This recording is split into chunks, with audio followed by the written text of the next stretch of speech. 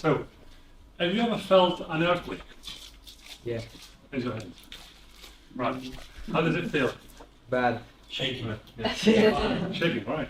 Yeah, it's scary. Scary. Very scary. It's terrifying, isn't it? Crazy. It's crazy. Yeah, you're all right.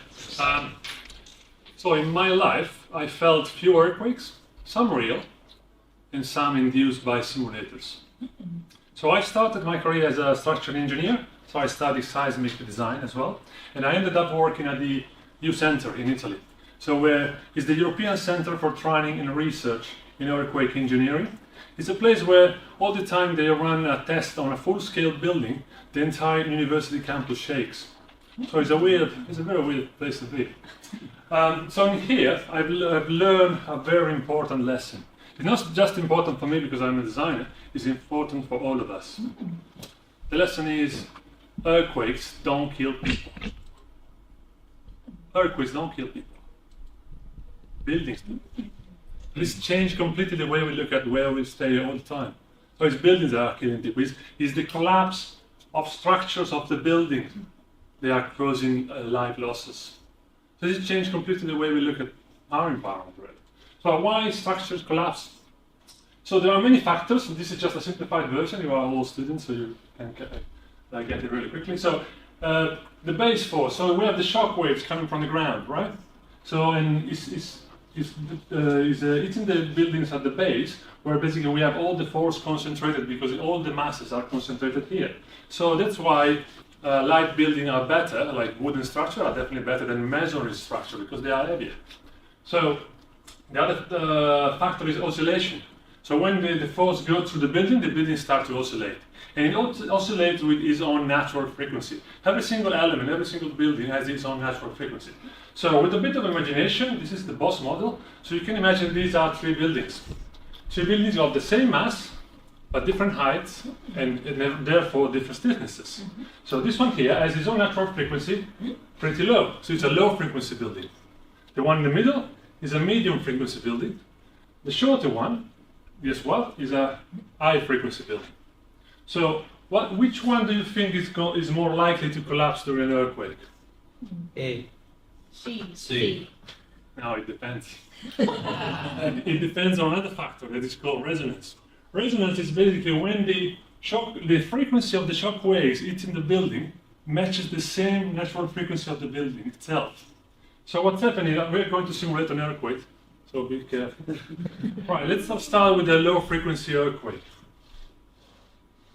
So what's happened? This is resonating. If the waves continues, it's shaking even more. So it's more likely to collapse. So what's happening if we increase the frequency of the earthquake? Look at the one in the middle. It's resonating. The other two are probably not moving, right? So if we have even a quicker earthquake with a fast-paced frequency, you see, this is the most dangerous one. You are safe up top here. So that definitely depends on what's happening. So, and most of the time, the results of resonance brings to a collapse of a building. So this shifts the focus on how important this thing is, because we are designing buildings, right? So people are dying in here. So it's a very important thing. But there is another very important factor that is not just related to how building reacts to seismic activity. It's related to the distribution of the seismic hazard across the globe and the distribution of density of population, right? Let's look at the European seismic map. So light blue and green means good, yellow means bad, red means very bad. So if you look at Italy, we are Italian, we are pretty much screwed up here. Think of Greece. Greece not in a good position. You're right, he's living here, so it's fine. So Greece, not in a good situation. Turkey, even worse. This is just Europe. I mean, they are all safe over there, not a good situation here. Let's move to the global situation. This is the most scary image. You know why? Look at this area over here. Look at the Ganges Plain. Look at the southwest China. Well, let's take, for example, Java. Java is the most dense area on Earth. It's sitting next to an active seismic fault line. So if you draw a line from Uzbekistan to Myanmar, like 300 miles wide, we have more than 1 billion people living on the biggest seismic area on Earth.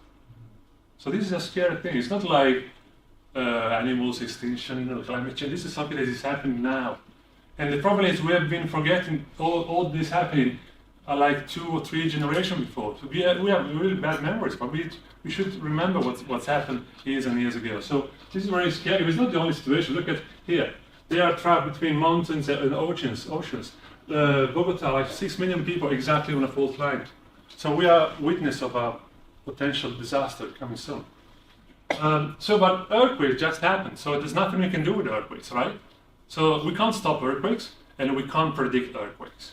So we should focus on what can we do with earthquakes. We can do 2 things. Educate and prevent is one thing, and design and build safer buildings, because this is the only way you can avoid the next disaster. So if you consider, for example, a non-profit organization like the GEM Foundation that is putting together the global earthquake model with like local communities, educated local communities, with local authorities, putting together the seismic hazard map in area that never been something such as this before. For example, you can ask for an insurance or your house. You couldn't have without an hazard map. So this is very important. You can prevent what's going on. And also educate the community. Another thing is, all the engineers reach a sort of consensus on what are the best solutions in designing better buildings. A solution can be base isolated system, where we have seismic isolator at the bottom. You can have mass tuned dampers, like the Taipei 101 in Taiwan. Or you can have an even smart and easier solution, like lighter building, like a structure made of wood. They are 100% seismic proof. So as you can see here, the lesson is, it's not the strongest building that will resist the next earthquake. It's the smartest one. So in conclusion, earthquakes don't kill people, and smart buildings don't either.